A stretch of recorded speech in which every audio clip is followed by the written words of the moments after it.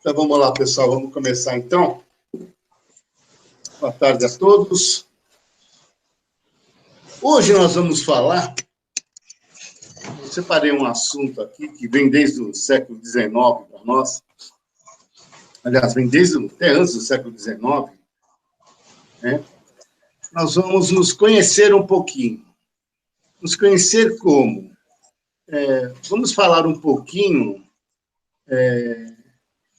dos nossos antecedentes, né? De quem é que a gente descende, né? Muitos aqui são são descendentes de portugueses, de italianos, de japoneses, de eslavos, de várias etnias que vieram aqui para o Brasil. E é sobre isso que eu vou falar com vocês na aula de hoje. É sobre essa imigração estrangeira que veio para cá. E formou, e ajudou a formar o nosso povo brasileiro. Tudo bem? Então, qualquer dúvida, vocês me interrompem aí.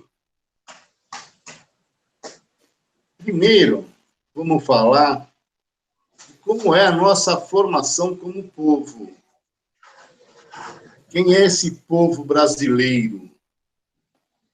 Como é que ele se formou?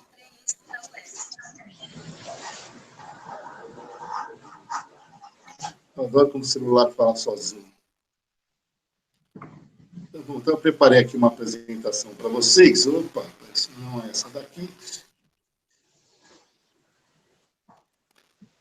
Ela começa aqui. Está todo mundo conseguindo ver esse slide, não? Sim. Então tá aí. Vamos falar um pouco da origem do povo brasileiro. Segundo, a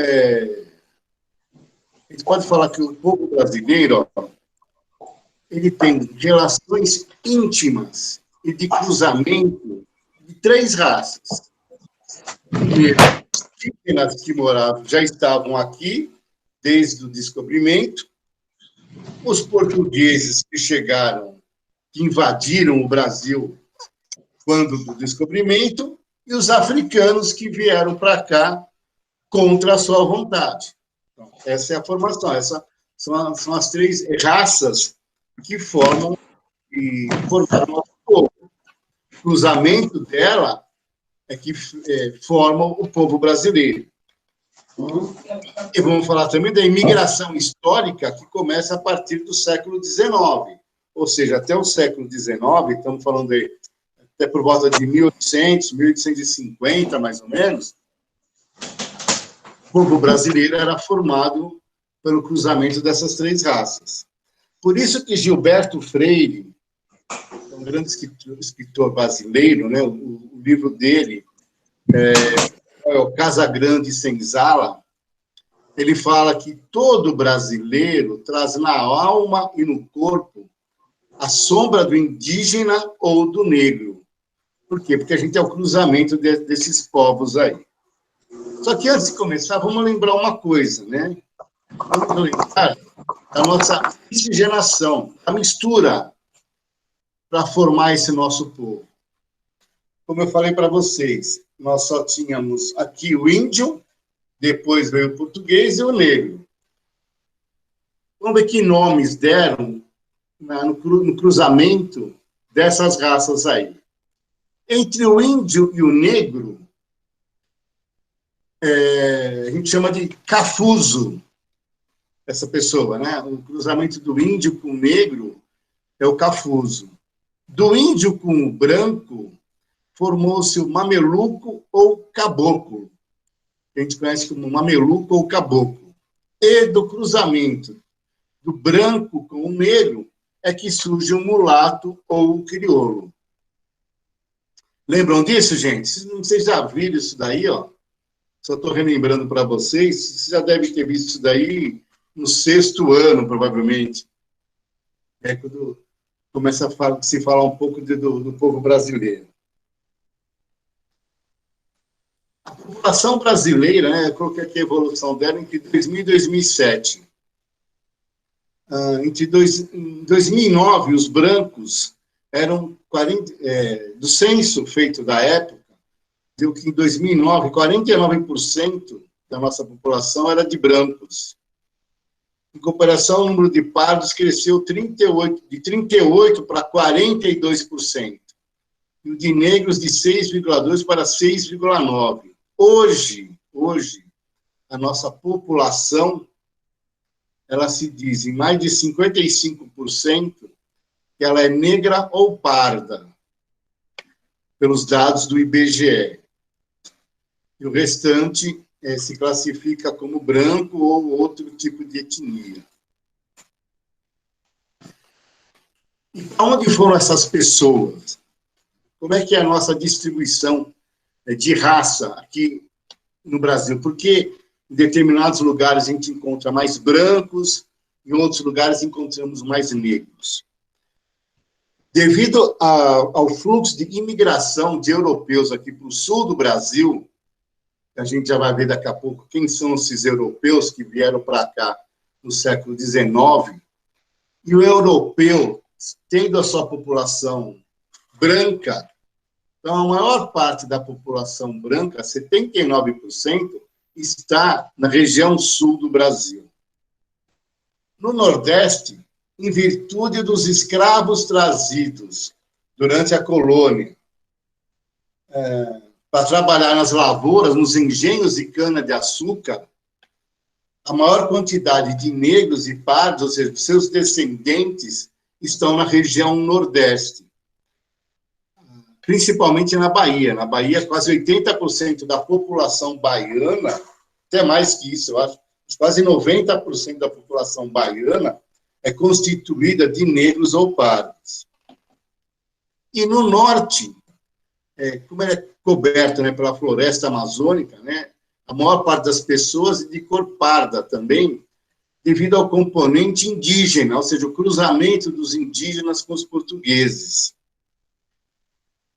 E no Sudeste, e aqui no Centro-Oeste, as porcentagens entre os brancos e negros entre esses grupos étnicos, são bastante similares.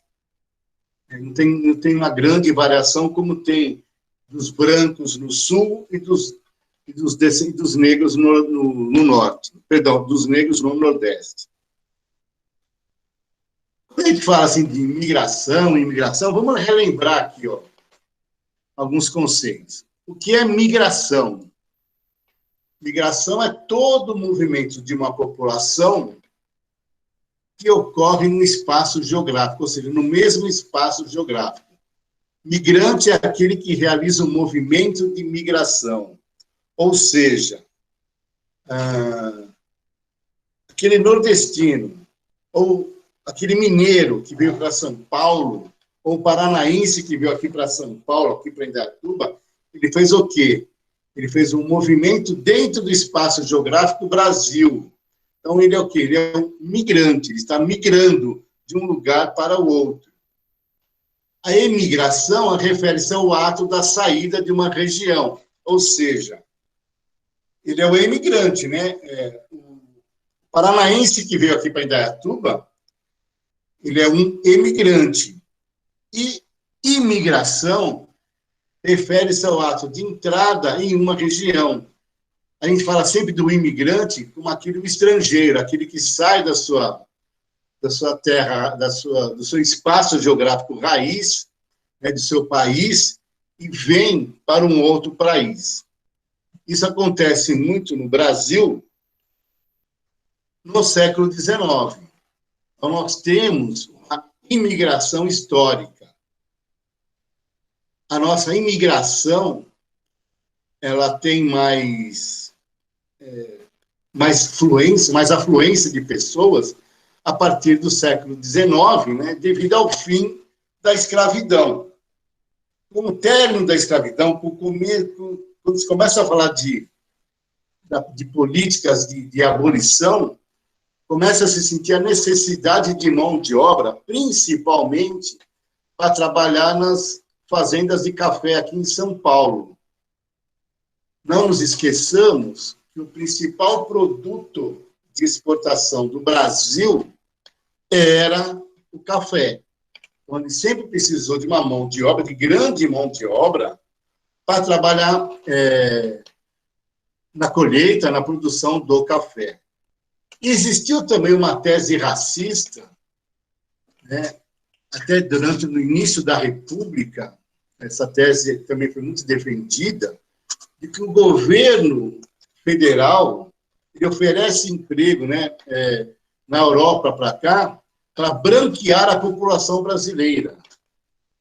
Um objetivo aqui de civilizar o nosso país, porque entendia-se o quê? Que a civilização está na raça branca. Isso a gente vai discutir até nas próximas aulas. E essa civilização, ela tem que vir da Europa para o nosso país. E regiões que atraíram mais imigrantes foi a região sudeste e a região sul. Agora, dos imigrantes vieram todos para esses locais. Até porque a capital do país estava no sudeste, né? A capital do país, nessa época do Império, era o Rio de Janeiro, e o sul tinha muito clima semelhante a alguns lugares da Europa. Então, por isso que uma grande quantidade de europeus, como italianos e alemães, também vão para o sul do Brasil. Apesar de que os italianos é a mão de obra mais usada também durante o ciclo do café no Brasil. Muitos dos italianos que vieram para o Brasil ficaram também aqui em São Paulo, no estado de São Paulo, como colonos nas fazendas. Aqui temos um gráfico, né, falando da migração desde 1808 até 1995, é a porcentagem das pessoas e das raças que vieram para cá. Então, a entrada de estrangeiros no Brasil era proibida pela legislação portuguesa no período colonial. Mas isso não impediu que alguns espanhóis chegassem aqui entre 1580 e 1640, quando as duas coroas estiveram unidas. Durante esse período, entre 1580 e 1640, quem governou o Brasil passou a ser colônia da Espanha, do rei da Espanha. Vanessa, me ajuda, o nome era o Felipe II, se não me engano, né, Vanessa? O rei da Espanha, durante esse período. Se não me engano, era o Felipe II. Por quê? Porque na dinastia portuguesa, quando o rei morreu, ele não tinha descendentes. O descendente dele mais próximo era um sobrinho espanhol. Por isso que, durante esse período, o Brasil ficou, né, sob a legislação espanhola e vieram muitos espanhóis para cá. Judeus também vieram para cá, também nessa época, né? Ingleses, franceses, holandeses, que vieram tudo para a costa lá do Nordeste. Então, os portugueses constituíam 31%, né, dessa imigração, espanhóis 13%, os italianos 30%, porque vai até 1995, e a grande imigração italiana aqui vem de aproximadamente de 1880 até 1930, é quando vem a grande maioria dos italianos para cá,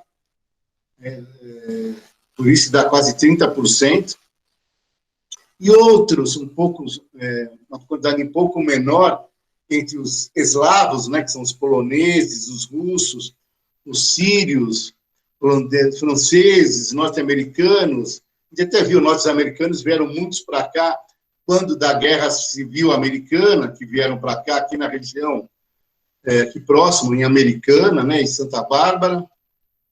Hoje, nós temos muitos bolivianos que migram para cá, venezuelanos também.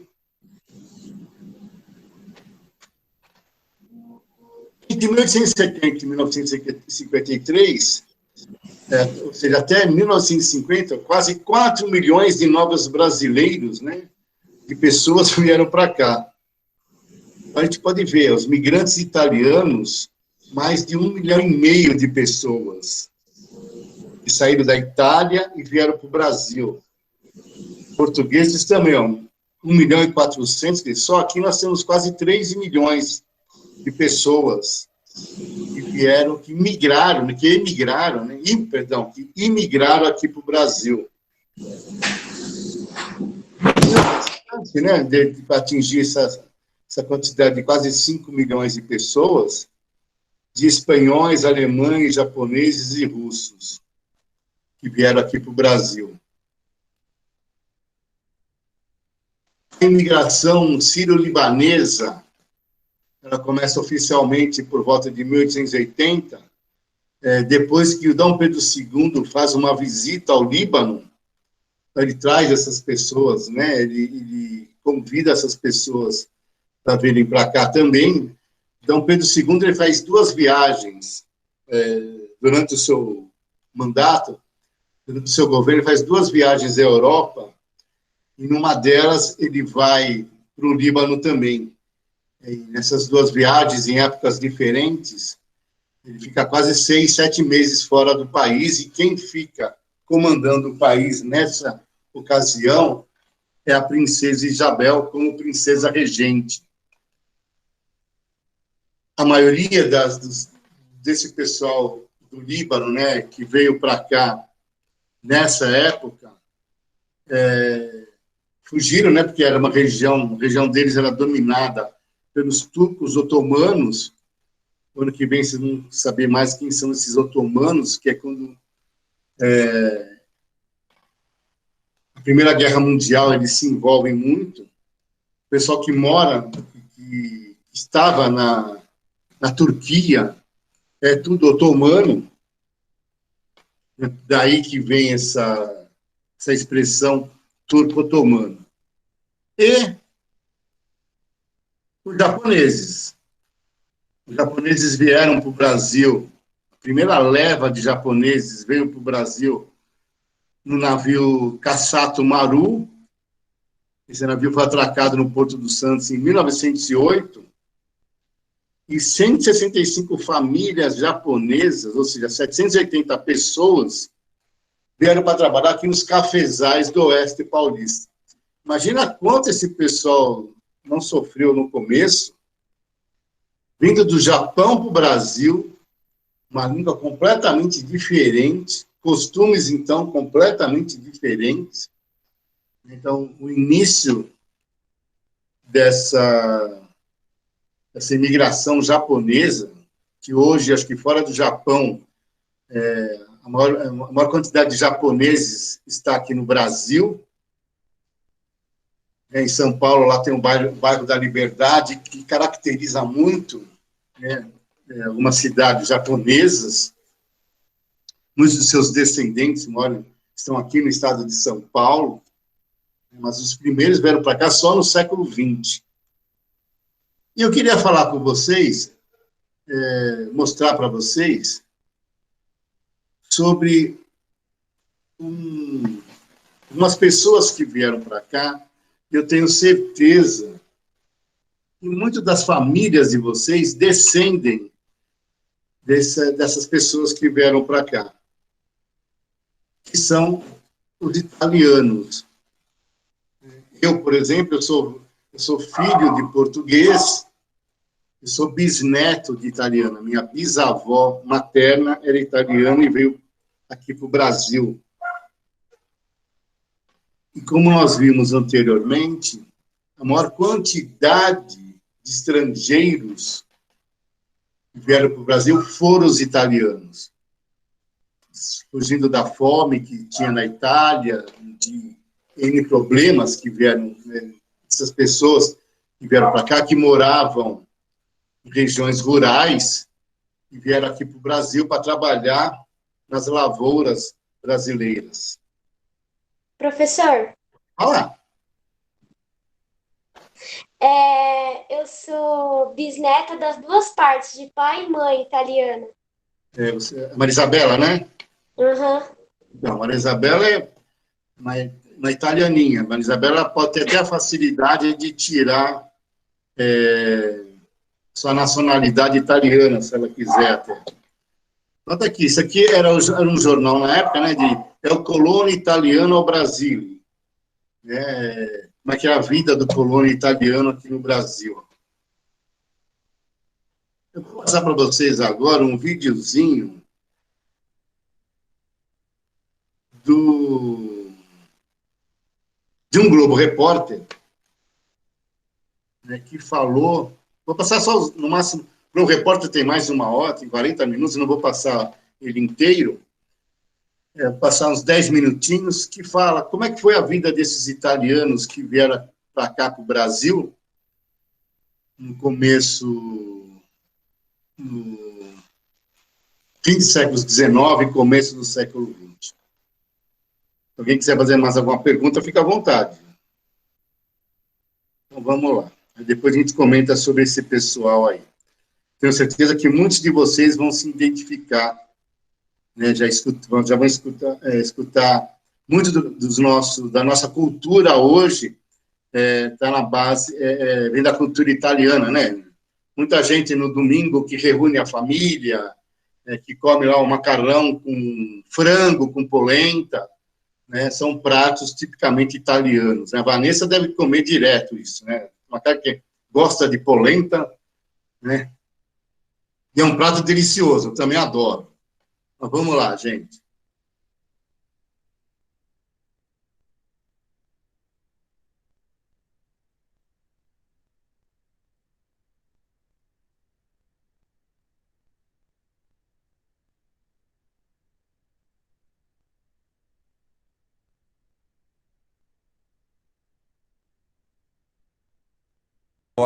De hoje, 140 anos de migração italiana. Vamos contar a aventura dos corajosos europeus que atravessaram o oceano em busca de uma nova vida. A nossa história mudou com a chegada deles.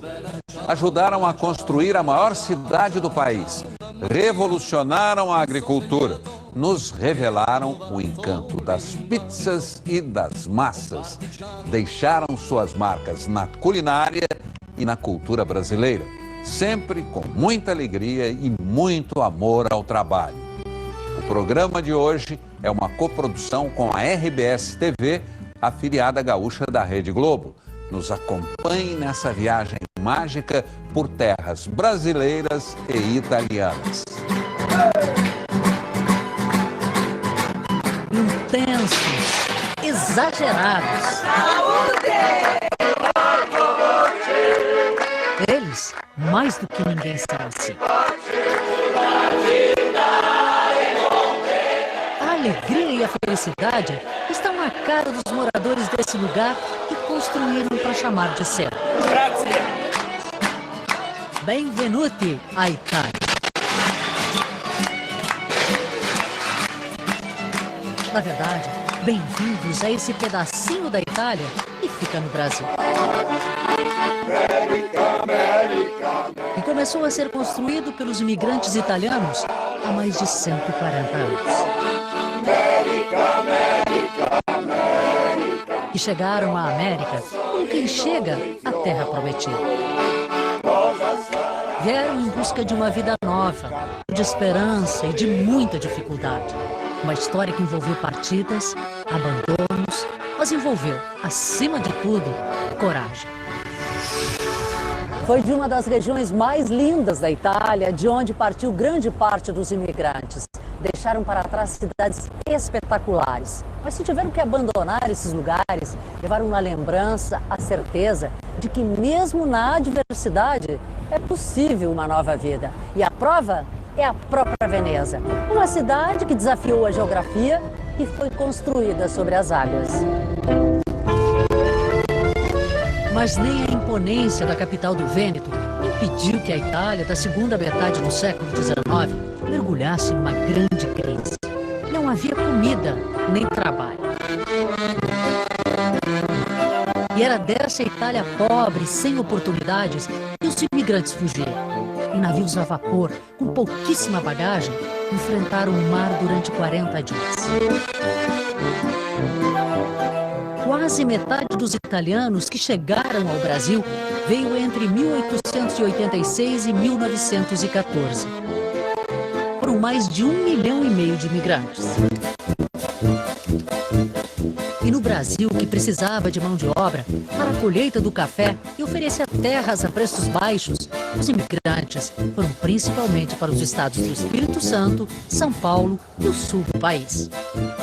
Transformaram dificuldades em riquezas e espalharam suas tradições.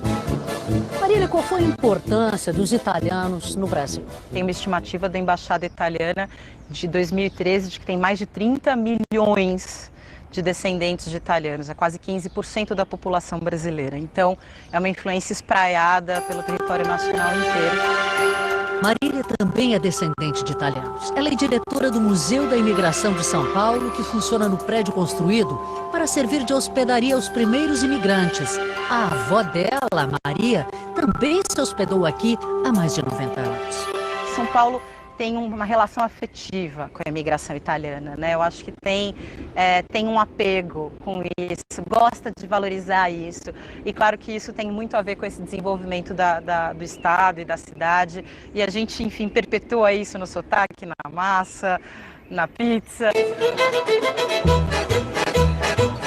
Hoje em dia é fácil reconhecer, e de longe, os descendentes dos imigrantes. Eles adoram se entregar aos prazeres da mesa, especialmente com a família reunida. Meu primo, minha nora, meus filhos, meus netos.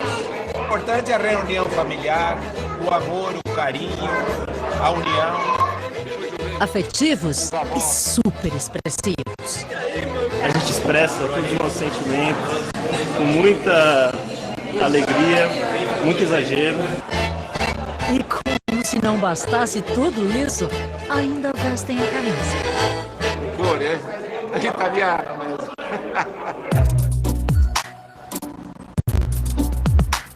Olhar para a maior cidade da América Latina é olhar para São Paulo, que eles ajudaram a construir.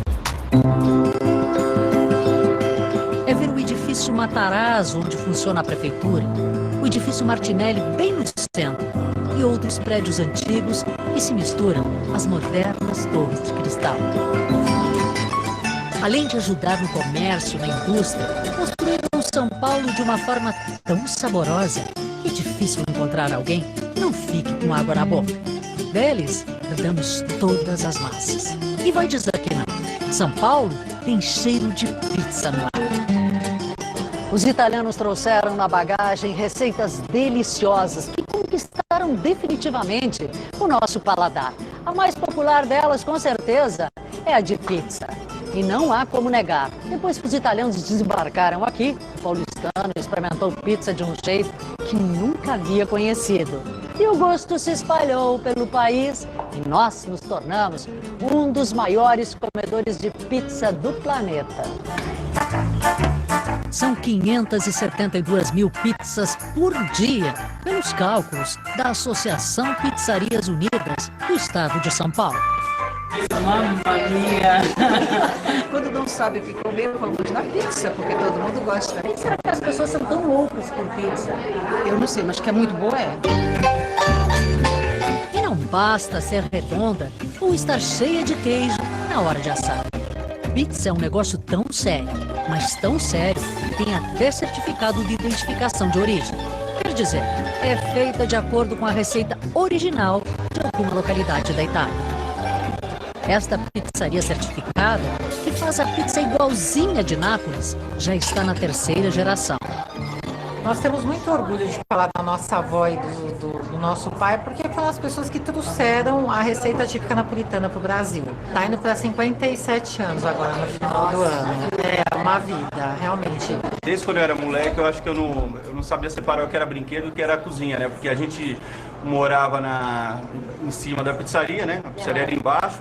De repente, fazer guerrinha de massa um com o outro. Porque teve muitos momentos assim engraçados, bacanas, bem típico de filme, né, de família napolitana.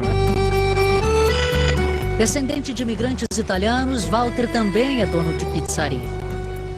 Ele não só construiu restaurantes típicos para ganhar a vida, mas enfeitou uma rua inteira com jeitinho de Itália. Encheu de luzes coloridas, flores, pontes, cerquinhas. Era um sonho de garoto. E qual é a conexão que você poderia fazer agora entre os seus antepassados que vieram para o Brasil, no sonho de morar na América, de uma vida nova, e o que você construiu aqui? Eu sou a semente deles. Eu acho que está em mim todos os sonhos que já estiveram neles. Eu poderia dizer que esta rua, todo esse trabalho, é o meu agradecimento pelo que eles me deram.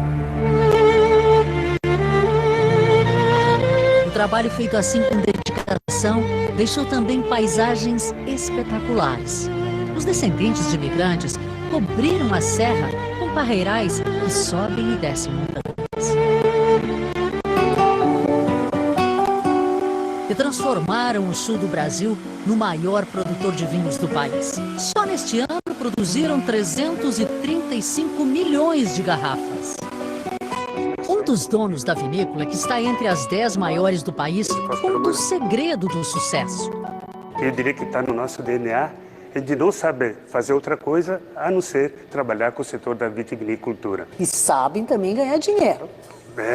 Acho que São cidades ricas, né? Sim, um pouquinho agora, mas se a gente cresceu, se a gente ganhou um pouco de dinheiro, foi realmente por questão, mais uma vez, do nosso trabalho. Motivos para comemorar não faltam. Aqui a gente é convidado a experimentar o vinho, o espumante da região, em lugares como esse, tão lindo, que mais parece um cenário. E os donos das propriedades oferecem, junto com a taça, toda essa alegria italiana.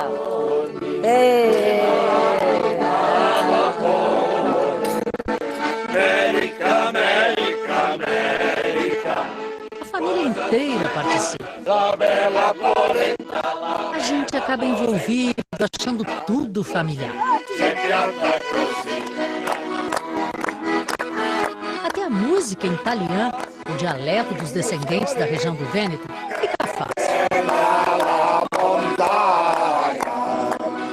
Os primeiros cachinhos de uva minúsculos alegram os olhos do casal.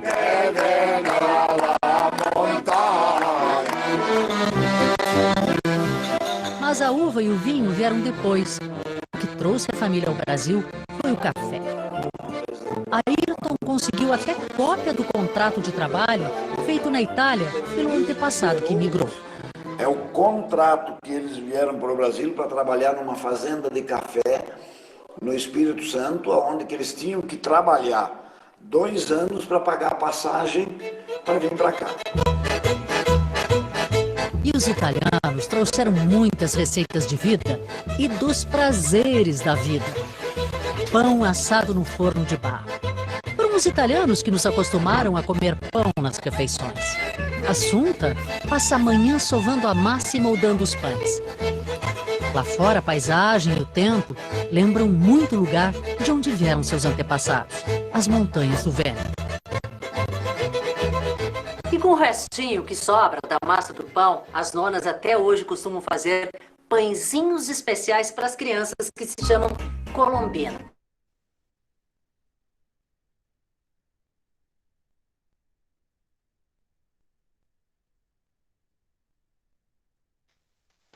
Dar uma parada por aqui, senão vai ficar todo mundo com vontade de comer esses pães, né? As comidas maravilhosas aí.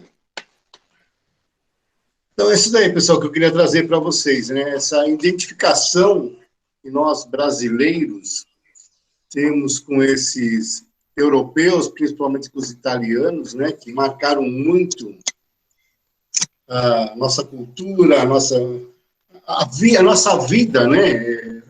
Está muito marcada por essa cultura, principalmente a trazida da Itália, né? Que é com que a gente mais se identifica, inclusive, né? Os italianos, que são os povos de origem latina, né? Os italianos, os portugueses e os espanhóis, né? Como a Maria Isabela falou, ela é descendente de italianos, tanto por parte de mãe, por parte de pai, com certeza, os avós dela vieram para cá para trabalhar, os avós não, os bisavós dela, provavelmente, vieram para cá para trabalhar nessas lavouras, né, de café, e por aqui permaneceram. Ou seja, ela tem, pegando a Maria Isabela como exemplo, ela tem na raiz da família dela tudo isso que passou nesse vídeo agora há pouco do Globo Repórter, né? Dessa reunião da família, de todo mundo se encontrar, né? O italiano tem muito da questão do toque, né? Gosta muito de tocar, de falar batendo. Eu tinha uma tia minha tia Nena, minha saudosa tia Nena, né? Que falava com a gente, quando ela conversava com a gente, você saía tudo vermelho. Aquela, fulano, Claudinho, ia batendo. Né? Minha tia Yolanda, né? Toda essa parte italiana aí da minha família, que era exatamente assim, nessas reuniões de um monte de gente.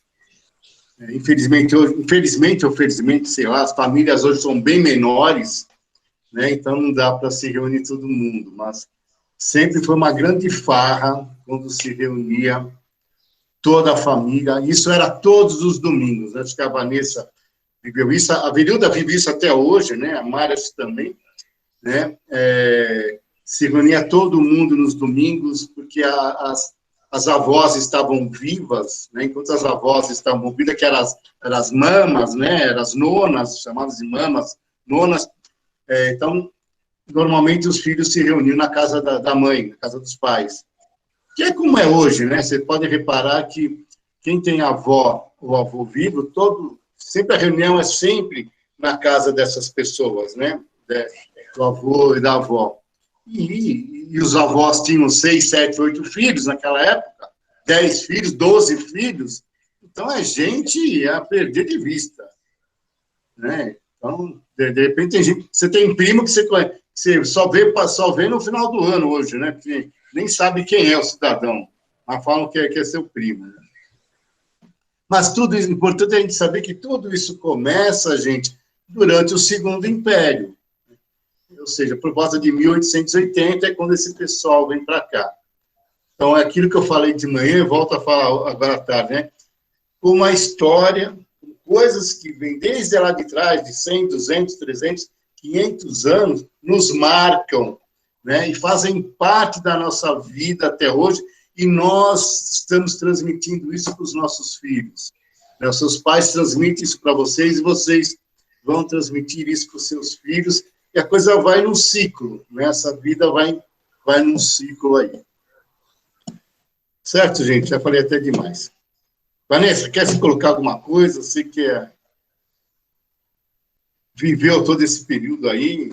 Não, é assim, quando a gente vê, né, falar sobre imigração italiana, acho que passa um vídeo, né, um filme na nossa cabeça, porque não muda, se você perguntar, né, quem tem família, né, de italiano ali, de descendentes, é isso mesmo, todo domingo era macarronada com frango, né, e a mesa era muito bonita de se ver, porque era uma mesa enorme, porque tinha, assim, muitos filhos. Então, os filhos, né, os primos, né, então era uma coisa muito gostosa. E realmente, né, italiano, eles conversam e parece que estão gritando, né, que estão brigando, né. Então, a família, né, da minha mãe é descendente de italiano, então é exatamente isso, né. E era aquela festa de domingo, né, e isso deixa muita saudade, né. Hoje, né, a minha mãe, ela tem eu e meu irmão, então a nossa casa, a nossa família dela não é tão grande, né, tem os 3 netos ali, né, a cunhada, mas não é aquele festejo igual era antes na casa da avó, né, e é incrível, quando os nossos avós morrem, parece que a família... Minha bisavó falava isso. Era o de encontro, né. Minha bisavó falava, estão todos reunidos enquanto eu estiver viva. Depois que eu morrer, não sei se é infelizmente ou felizmente, que pode julgar, né? Cada um vai criando o seu núcleo familiar, né? E vai se distanciando naturalmente. Né? Eu que sou muito descendente de português, também a parte do meu pai, que é tudo português, enquanto dos meus portugueses aqui era diferente, que o primeiro descendente meu português a vir para cá foi o irmão do meu avô, né? Então, esse meu tio Antônio, ele representava o meu avô aqui. Então, meu pai e meus tios, que eram sobrinhos desse meu tio-avô, todas as reuniões eram na casa desse meu tio-avô. Por quê? Porque ele que representava, né, o meu avô, meus avós de Portugal aqui. Tanto que depois que ele morreu, continuou-se, né, mas aí começa um pouco, aí começam a morrer morrer meus pais, morrer meus tios, aí realmente vai se espalhando. Isso só não acontece na família da Verilda, né, que até hoje, graças a Deus, né, tem lá um monte de vários irmãos, sobrinhos, né, Verilda? Muita gente, 5 irmãos, né, por parte de pai 14 tios, né, por parte de mãe era 11, hoje são 5, né, mas são primos a perder de vista. Cidade pequena, todo mundo é primo, né? E graças a Deus ainda tem, né, essa reunião aos domingos. Realmente, foi o que o Cláudio falou, que a Vanessa falou, quando perde a mãe ou o pai, eu observo assim, quando a minha mãe vai num passeio, meus irmãos ligam, a mãe tá lá? Ah, a mãe não está, então não vai ninguém, né? Então, realmente a mama, né, a mãe, a mulher da casa, ela é que torna, né, parece a galinha com os pintinhos, né? E quando ela não está, quando eu vou para a casa dos meus pais, já chegou de acontecer que eu cheguei lá e ela foi para Aparecida, ela foi passear, não tem nem o cheiro da casa, até o cheiro está diferente, né? Então, até isso. Você falou algo interessante, o cheiro, né? O cheiro da casa de vó, né? É impressionante essa questão, né? O cheiro da família ali, né? Eu moro aqui na Vila Furlan, às vezes eu passo por algumas casas que me lembram o cheiro da casa dos meus avós. Eu falo assim, olha, aqui mora um vô, deve morar uma avó, né? Porque o cheiro é da casa de vó. E deixa bastante saudade. Você também não é diferente disso, né, Mari? Você também não viveu coisas diferentes disso, né? Não. E aí a Vanessa falando de passar em casas, quando eu passo em frente de alguma casa que tem um canteirinho, roseira, ou aquelas hortênsias, eu falo, aqui deve morar alguma vozinha, algum vozinho. Porque na casa dela tinha, então é o que vem na lembrança da gente, né? Verdade, muito legal isso, muito marcante fica. Até as flores na casa dos avós são diferentes. É verdade. Sim. O cuidado é bem diferente, é verdade isso. As flores. Crianças, alguma dúvida, alguma pergunta, alguma reclamação? Hein, gente? Vamos, pessoal? Não. Imagina, dona Gabriela Bongiorno. Você acha que era descendente do quê? De austríaco? Né, dona Gabriela? Estávamos falando exatamente da sua família, dona Gabriela. Dona Grana também. Aqui, ó. Cauã Montovani. Né? Inácio Gobbio. Aqui, ó. É tudo italiano. Como diria antigamente, é tutto buona gente. Né? Então, tá bom, criança, eu vou parar de gravar aqui para a gente começar. Obrigado aí pela participação. A gente começar a gravar aqui a aula das professoras.